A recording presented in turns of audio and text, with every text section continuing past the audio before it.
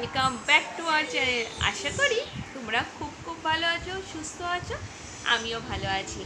এখন ভাবছো তো বিছানায় বসে গেছি, এখন কিন্তু ঘুম থেকে উঠিনি। অনেক সকালে ঘুম থেকে উঠেছি। ঘুম থেকে উঠে স্নান করে পুজো কমপ্লিট, রান্নাবান্না কমপ্লিট, যদিও ঘরের বিছানা এখনও গোছানো হয়নি। আর সাথে কে আছে দেখবে, দাঁড়াও দেখাচ্ছি। এই দেখো তোমাদের গুল্লুবাবু এখন শুয়ে শুয়ে জল খাচ্ছে। আর আমি হচ্ছে এখন বিছানা গুছাবো, সেই জন্য বসে। তার আগে গুল্লুবাবুর কিছু জামা কাপড় ছিল, সেগুলো কেচে ছাদে মিলে দেওয়া হয়েছে। একটু রোদ উঠেছে, আবার এখন মেঘ করেছে। এই হচ্ছে রোদ মেঘ, এইসবই চলছে, যতটা শুকিয়ে নেওয়া যায়। এই আপাতত তোমাদের দাদাভাই তো অনেকক্ষণ হলো বেরিয়ে গেছে অফিসের জন্য। ব্রেকফাস্টে জানোই দুধ কর্নফ্লেক্স খাওয়া হয়েছে, আমি ব্রেড বাটার খেয়েছি, তার সাথে ব্যানানা ছিল, সেটা খেয়েছি।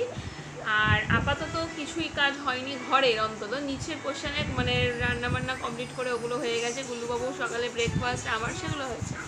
এখন হচ্ছে ঘর পুরো গুছাতে হবে।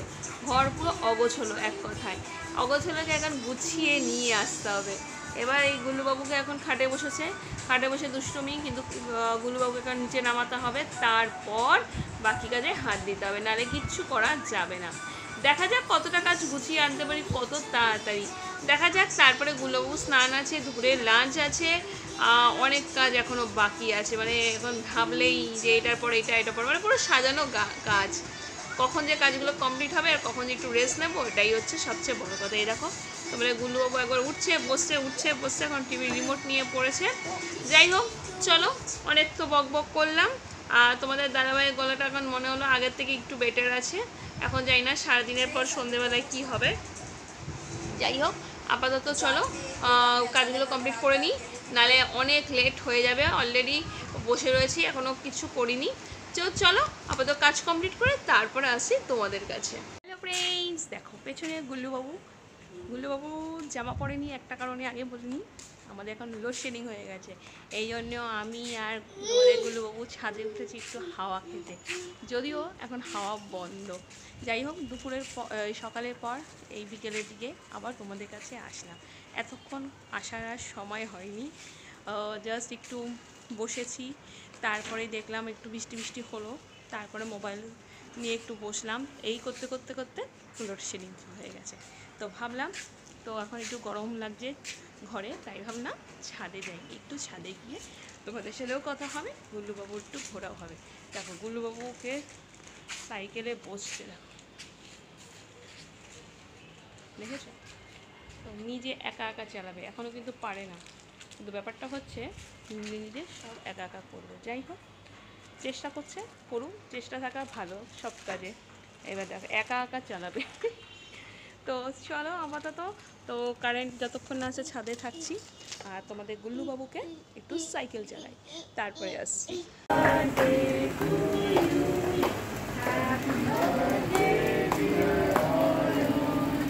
Happy birthday to you.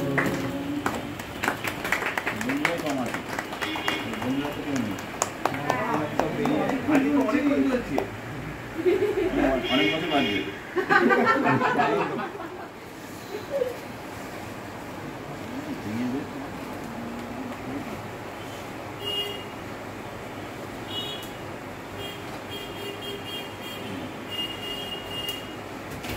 আর ও যেমন জন্মদিন অল্পখান থেকে চলে যাবে, হ্যাঁ, জন্মদিনে তো একটা ভালো লাগার দিন, এবার সাথে একটু খারাপ লাগারও দিন আছে।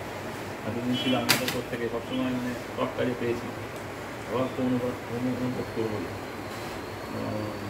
যাই হোক, ওখানে ভালোভাবে কাজ করবে, ওখানে চাই ও ভালোভাবে এখানে সারাক্ষণ সামলাচ্ছে। মানে এরকম কিছু ভালো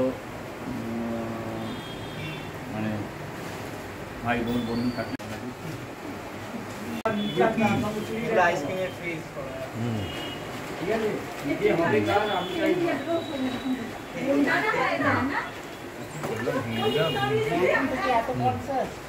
বন্ধুরা, অফিস থেকে এসেই আবার চুপি রান্না করে হানা দিয়েছি। আর দেখো তোমাদের দিদি কি করছে, এই দেখো এখানে আলুর চপ ভাজা চলছে, একদম গরম গরম আলুর চপ ইভিনিং স্ন্যাকে। একদম দেখো এই জাস্ট তোমার দাদাভাই পৌঁছালো বাড়িতে, আর তার আগেই প্রিপারেশন করেছিলাম কিন্তু কমপ্লিট হয়ে উঠতে পারিনি, তার আগেই চলে এসেছিল। তো এই আজকে আছে আলুর চপ আর মুড়ি, আর তোমাদের গুলোবাবু এই ঘর ওই ঘর করাচ্ছে। ওই একবার দেখিয়ে দাও, দেখো কি নিয়েছে, দেখো ভাজা এই মশলা দেখো কৌটো। বন্ধুরা, গুল্লুবাবু ভাজা মশলার কৌটো নিয়ে মাকে দিতে এসছে, কিন্তু তার আগে কৌটোটা খোলার চেষ্টা চলছে। দাও দাও দাও দাও দাও, এটা খোলে না, খুললে নিয়ে এক্ষুনি কেলেঙ্কারি। বলো কী খবর? কী খবর? বন্ধুদের হাই হ্যালো কিছু বলবে? বলবে বন্ধুদের হাই হ্যালো কিছু বলবে? কি বলবে না কিছু? গুল্লুবাবু ব্যস্ত, হুম, সবসময় ব্যস্ত। গুল্লুবাবু সবসময় ব্যস্ত। একদম, মানে কোনটা ছেড়ে কোনটা করবে। আপাতত তো কারেন্ট চলে গেছিল, তোমাদের সাথে বললাম, তো আবার চলেও এসছে তাড়াতাড়ি। তো চলো আবার দেখা যাক কি হয়। দেখি আমরা এখন গুল্লুবাবু ঠিক কোথায় আছে আর কী করছে। এই দেখ, গুল্লুবাবু এখন সারা ঘরময় ঘুরে বেড়াবে। আচ্ছা, তুমি ওটা কি খুলে নিতে চাইছো গুল্লুবাবু? ও গুল্লুবাবু, তুমি কি ওটা খুলে নেবে? বন্ধুরা, চলে এলাম ডিনারের আগে। এবার আমরা ডিনার করব। আর কথাটা তো বুঝতেই পারছো, খুব আস্তে আস্তে বলার চেষ্টা করছি, তার কারণ গুল্লুবাবু এই জাস্ট ঘুমিয়েছে। আর গুল্লুবাবু ঘুমানো মানেই আমাদের ডিনার টাইম অন। আর কালকের পজিশনে দেখো, আজকে তোমাদের দিদি ব্যাস উইথ হাতে ডিনার। কালকে ছিল কি ছিল, লুচি, আর কি ছিল কালকে আইটেম ভুলে গেছি। আমিও ভুলে গেছি। ও আলু ফুলকপির তরকারি। আজকে ছিল পরোটা আর তার সাথে তরকা, একদম পাঞ্জাবি ডিনার। একদম। তা দুটো মেনু, কালকে একরকম আজকের একরকম। তো ভাবলাম একটু তোমাদের সাথে শেয়ার করি। তরকার রেসিপি আর নতুনভাবে শেয়ার করিনি, তো ভাবলাম চলো খাওয়ার আগে একবার বলেই দিই কি মেনু। ভেবেছিলাম রান্নাঘরে ব্লগ করব, কিন্তু গোলুবাবু এত অত্যাচার করছিল, খাওয়ার সময় হয়ে যাচ্ছে, এদিকে রান্না বাকি, তাড়াহুড়ো করে আর হয়নি। যাই হোক, তোমরা সেটা বুঝতে পারবে, যেহেতু গোলুবাবু ছোট, তো সব দিক ম্যানেজ তো হয়ে উঠছে না, এদিক ওদিক করতে গিয়ে তোমাদের জায়গাটা একটু কম শেয়ার করা হলো। যাই হোক, রাগ করো না, চলো আপাতত রাগকে সরিয়ে রেখে ডিনারটা তৈরি করে ফেলেছি, খেয়ে ফেলি। এবার তোমাদের দাদাভাই এক ঝলক অন ক্যামেরা টেস্ট করে দেখি কি বলে। হুম হুম আমার মুখে এখন তরকা, প্রচণ্ড টেস্টি, কিন্তু জিনিসটা সিম্পল। একদম। আর ধাবা স্টাইল তো বটেই, কিন্তু অতটা রিচ নয়। মানুষ বাড়িতে যেমন খায় একদম সেরকম। একদম, মানে তরকা জাস্ট নামানোর আগে একটু বাটার অ্যাড করেছি, আর কিছুই না, সেইভাবে কোনো। কিন্তু প্রচণ্ড টেস্টি হয়েছে, তার মানে এই নয় যে একদম ডাইরেক্ট মুখ কড়াই সেদ্ধ হয়েছে, টেস্ট কিন্তু প্রচণ্ড। এক কথায় এগ তরকা করেছি, সবই দিয়েছি, শুধু মাত্র মানে রিচটা কম করেছি। একদম খেয়ে নিই, তোমরাও যাদের ডিনার হয়নি ডিনার করে নাও, তারপর আসছি। বন্ধুরা, ডিনার কমপ্লিট। আর গলাটা একটু ভারী থাকলেও কালকের থেকে অনেকটাই বেটার। আর তোমাদের দিদি দেখো কি সমস্ত করছে এখানে। এই দেখো, গুল্লুবাবুর খাওয়ার জল রেডি করছে, করে বোতলে ভরে ভরে রাখছে। এখন বাজছে রাত্রি 12টা 15, মানে জাস্ট আমাদের খাওয়া দাওয়া হয়েছে। তারপরে আমাদের দিদি এই সমস্ত অ্যাক্টিভিটি। তা হ্যাঁ, আর কি করবে বলো, সেটাই, কিছু করার নেই। ছেলে যতক্ষণ না ঘুমোচ্ছে ততক্ষণ আমাদের সেভাবে কিচ্ছু করার নেই। আবার এক্সটেনশন করে যাচ্ছে, দেখো আরো জল গরম করতে হবে। ওই দেখো আবার জল গরম করবে। কিছুটা ঠান্ডা করে রাখা হয়েছে, এখন বড় হয়েছে, জল লাগবে না বেশি। এখন আবার জল এক রাউন্ড ঠান্ডা করে ভরা হয়েছে, আবার আরেক রাউন্ড ভরা মানে গরম করা হবে। সারাদিন এই চলছে, গুল্লুবাবু যতক্ষণ না ঘুমোয় ততক্ষণ এই জল গরম করা যায় না, কারণ ধরে ফেলবে একদম ঘুমানোর সময়, ওকে ভরা হয়। আর কি আর হবে, চলো আপাতত। আমার চললে তো হবে না, যে কথাটা আমরা ডিনার করতে বসে আলোচনা করছিলাম, যে দীঘা গিয়ে মানে কিছু কিছু ঘটনা যেগুলো তোমাদের সাথে শেয়ার করা হয়নি। যেমন ধরো দীঘা যাওয়া বা ওখানকার সমস্ত ঘটনা, এগুলো তো তোমরা দেখেছো, কিন্তু এর ভেতরে ভেতরে আরও অনেক ঘটনা ঘটে গেছে, যার একটা অন্যতম আজকে তোমাদের সাথে শেয়ার করতে চলেছি। বোধহয় যাওয়ার যেদিন গেলাম তার পরের দিন হঠাৎ আমাদের ইচ্ছা হলো যে একটু ফিশ ফ্রাই খেলে ভালো হয়, ডিনারের সঙ্গে স্টার্টারে। ভালো কথা।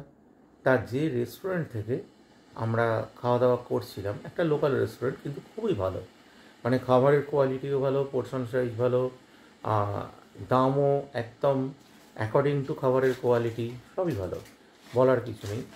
তা সেখানে আমরা ফিশ ফ্রাইয়ের কথা বলতে গেছি। ঠিক আছে, ফিশ ফ্রাইয়ের কথা মেন বলতে যাওয়া বলতে কি, আমি বেরিয়েছিলাম সন্ধ্যাবেলা, আমি আর রাজাদা দুজনে মিলে বেরিয়ে, এবার তোমার দিদি বলেছিল যে ফিশ ফ্রাই। আমরা তো সারা দীঘা খুঁজে প্রায় ধরে নাও ফিশ ফ্রাই ফিশ ফিঙ্গার কিছুই পেলাম না। তা তোমার দিদি তারপর দেখলাম রাত্রিবেলা মোটামুটি তখন 8:30 হঠাৎ আমাদের হোটেলের নিচে ঘুরে বেড়াচ্ছে। আসতে আমরা বলে দিলাম যে না, এখানে ফিশ ফ্রাই কোথাও সেরকম পেলাম না। তোমার দিদি বললো ওই তো আমি ওই হোটেলে কথা বলে রেখেছি, ফিশ ফ্রাই, ভেটকির ফিশ ফ্রাই দেবে, একদম একদম অরিজিনাল ফিশ। আমরা বললাম হ্যাঁ ঠিক আছে, হতেই পারে, দীঘা তো একদম মানে মোহনা এলাকায় তো খুব ভালো মাছ ফাছ ধরা হয়, আর ওই দীঘা থেকেই তো বড় বড় যে সমস্ত ধরো ইলিশ, ভেটকি, পমফ্লেট, এই সমস্ত তো আমাদের এদিকে সাপ্লাই হয়। অতএব ভেটকির ফিশ ফ্রাইটা তো ওখানে একদম স্পেশাল হতেই হবে। ভালো কথা। তোমাদের দিদি গিয়ে একদম 7টা ভেটকির ফিশ ফ্রাই অর্ডার দিয়ে ফেললো। অর্ডার দিয়ে ফেলার পর এবার আমরা ওখানে লাউঞ্জটায় বসে সবাই মিলে গল্প করছি। গল্প করতে করতে করতে করতে তারপর মাছ ভাজার খুব ভালো গন্ধ পাওয়া যাচ্ছে। হঠাৎ এই দেখো তোমাদের দিদি এখন থেকেই হাসা শুরু করে দিয়ে, পরে নমস্কার কি তোমাদের দিদি বলবে? হ্যাঁ, মা ওখানে বসে রয়েছে, এবার মাছ ভাজা হচ্ছে, সাথে আবার আমার দিদি ছিল, বলছে এই দেখ কালে দেখ এরকম বড় বড় ভেটকি মাছ ভাজা হচ্ছে, কে খাবে কে জানে বাবা। এবার বাকি অংশটা তোমাদের দাদা বলবে। মাছগুলো রীতিমতো বড় বড়, কিন্তু মানে ধরে নাও হাতের একদম কবজি থেকে শুরু করে মিড ফিঙ্গারের একদম বেশ রীতিমতো বড় বড়। তা একদম বেশ ম্যারিনেট করে ভালো করে গুছিয়ে ভাজা চলছে, তার একদম সুগন্ধে চারিদিক মোমো করছে। তা যথারীতি এবার হঠাৎ তোমাদের দিদির মনে হয়েছে যে আচ্ছা ফিশ ফ্রাই বলে আমাদের এইগুলো খাওয়াচ্ছে না তো, ভাজা মাছ। আমি বসে বসে সমুদ্রের খাওয়া খাচ্ছিলাম, হঠাৎ বললাম হ্যাঁ খাওয়াতেও পারে, ফিশ ফ্রাই মানে তো অ্যাকচুয়ালি মাছ ভাজা। অতএব ওরা যদি সেই মিনিংটাই করে যে ম্যারিনেট করা মাছ ভাজা খাবো, ভেটকি মাছ ভাজা, ফিশ ফ্রাই তুমি তো করতে পারো না, অ্যাভয়েড করতে পারো না, ওদের লজিকটাও ঠিক আছে। তা তোমাদের দিদির সঙ্গে সঙ্গে একদম সরাং চেয়ার উঠে দাঁড়িয়ে পড়লো, উঠে দাঁড়িয়ে পড়ে ছুটলো। আচ্ছা এগুলো কি আমাদের? হ্যাঁ, ওরা যথারীতি হ্যাঁ এই তো দেখুন কি সুন্দর, কত বড় বড় মাছ, ফ্রেশ মাছ, ম্যারিনেট করে একদম বেশ বড় বড় মাছ। আর আস্তে আস্তে আমি দেখছি তোমার দিদির চল শক্ত হচ্ছে। আমি তো জানি দিদি হঠাৎ শুকনো মজে কী গো কী করবো, এতগুলো মাছ বলে ফেলেছি, কী আর করবে, বলে ফেলেছো, খেতে হবে। একটা 150 টাকা করে পিস। আমাদের এখানে মোটামুটি ধরো ভেটকির পিস প্রায় 250-র নিচে নয়, সেখানে ওই মাছ ভাজা 150 টাকা করে পিস। তোমার দিদি এবার গিয়ে শুরু করেছে কিছুক্ষণ ভেবে চিনতে যে না, আমি তো এই ফিশ ফ্রাই বলিনি, আমি তো ওই ফিশ ফ্রাই বলেছি। আর ব্যাস, দোকানে যারা রেডি করছিল তারা বলছে না, আমরা তো ম্যারিনেট করে এত সুন্দর করে বানালাম, আপনি নেবেন না বলছেন। আর তোমার দিদি না, আমি তো এই ফিশ ফ্রাই বলিনি, আমাদের কলকাতার ওদিকে যেরকম ফিশ ফ্রাই হয় সেই রকম ফিশ ফ্রাইয়ের কথা আমি বলেছি। এই সমস্ত করে টাকা ওভার করে তারপর হলো কি না, 2টো ফিশ ফ্রাই ওদের থেকে নেওয়া হলো, টাকাটা টোটাল পেমেন্ট করতে হলো। আর 2টো ফিশ ফ্রাই নিয়ে এসে আমরা দুজনে মিলে খেলাম, আমি আর রাজাদা, আর বাকিটা সবাই দেখলো। শুধু দেখলো বলা ভুল, কারণ তার পরদিন কিন্তু আমরা ডিটারমাইন্ড ছিলাম সারা দীঘায় যেখান থেকেই হোক খুঁজে ফিশ ফ্রাই আমরা বার করবই, এবং সেটা আমরা করেওছিলাম। আর সেটা হচ্ছে মিত্র ক্যাফে। মিত্র ক্যাফেতে আমরা যে ফিশ ফ্রাই খুঁজছিলাম সেই ফিশ ফ্রাই পেয়েছিলাম এবং খেয়েওছিলাম। এ বিষয়ে তোমাদের দিদি কিছু মনে হচ্ছে অ্যাড করতে চাইছে, আমার দিকে চেয়ে চেয়ে হাসছে। এবার দেখা গিয়ে সেখানে আবার বলছে ফিশ ফিঙ্গার না, বাটার ফিশ ফ্রাই না, ফিশ কবিরাজি ফিশ ফ্রাই সব রয়েছে। হ্যাঁ ভালো কথা, অর্ডার না। আবার আমি এবার বলছি দেখুন দাদা, ফিশ ফ্রাই বলতে কলকাতার স্টাইলের ফিশ ফ্রাই তো? বলছে হ্যাঁ হ্যাঁ এরকমই তো হয় ফিশ ফ্রাই। কিন্তু আমি বললাম না, কালকে তো ফিশ ফ্রাই বলতে মাছ ভাজা হয়েছে, সেরকম না তো, কোটিং করা। আমি আবার মানে বলে দিচ্ছি এরকম ডেসক্রিপশন দিয়ে, হ্যাঁ। হ্যাঁ ডেসক্রিপশন দিচ্ছি এরকম এরকম ভাবে করা। বলছে হ্যাঁ হ্যাঁ। তারপরে না হলো ফিশ কবিরাজি, খেয়ে অত্যন্ত ভালো লাগলো। তখন মনে হচ্ছে আরেকটা খেলে হয়, কিন্তু যদিও এতটা সাইজে বড় ছিল, মানে একটাই এনাফ আমার ক্ষেত্রে। তার সাথে আমরা মনে হয় বাসন্তী পোলাও আর মাটন কষা নিয়েছিলাম, সব শেয়ার করে খাওয়া হয়েছে। অত্যাধিক ভালো। কিন্তু সেই ফিশ ফ্রাই যেটা 7খানা না 6টা বলা, 7খানা বলা হয়েছিল, 2টো নেওয়া হয়েছে, 4টে নেওয়া হয়নি। হ্যাঁ, 5টা নেওয়া হয়নি, 5টা নেওয়া হয়নি। 750 টাকা পুরো গোল। হ্যাঁ, কিন্তু না দাদা আমাকে দিতে হবে এই সেই, হ্যাঁ দাদা। পরের দিন আর একটা 15 টাকা ফেরত দিয়েছিল, শুধু 1 টাকা ফেরত দিয়েছে, বাকিটা বলেছে মানে আমাদের বিক্রি হয়নি, আমরা দেবো কি করে, কিছু করার নেই।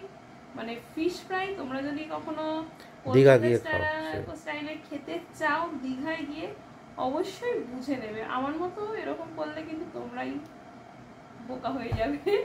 আমার অভিজ্ঞতাটা শেয়ার করলাম, অবশ্যই তোমাদের দাদাভাই তুললো, এবার তোমাদের দাদাভাই কিছু বলবে। দেখো তা ফিশ ফ্রাইয়ের অভিজ্ঞতা তো শুনলে, আর কি বলি বলো, এখন তো অনেকটাই রাত হলো, আর বুঝতে পারছি ব্লগটা অনেকটাই হয়তো বড় হয়ে যাবে। আর ছোটো ছোটো পিস পিস পিস পিস সকাল থেকে ব্লগ হয়েছে। আর আমাদের তো অফিসেও আজকে একটা বার্থডে সেলিব্রেশন হয়েছে, আর তার সাথে অফিসে একটা খারাপ খবরও ছিল। আমাদের একজন রিটায়ার্ড সহকর্মী আজকে গত হয়েছেন।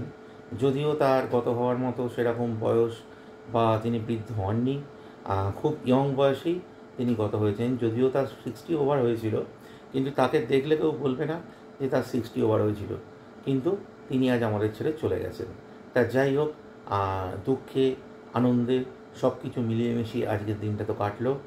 আর আজকে সারাদিন একটা অস্বাভাবিক হিউমিড পরিবেশের মধ্যে কাজ করতে হয়েছে, যে কারণে শারীরিক ক্লান্তিটা প্রচণ্ড। সারাদিন গা দিয়ে ক্রমাগত ঘাম বেরিয়ে গেছে।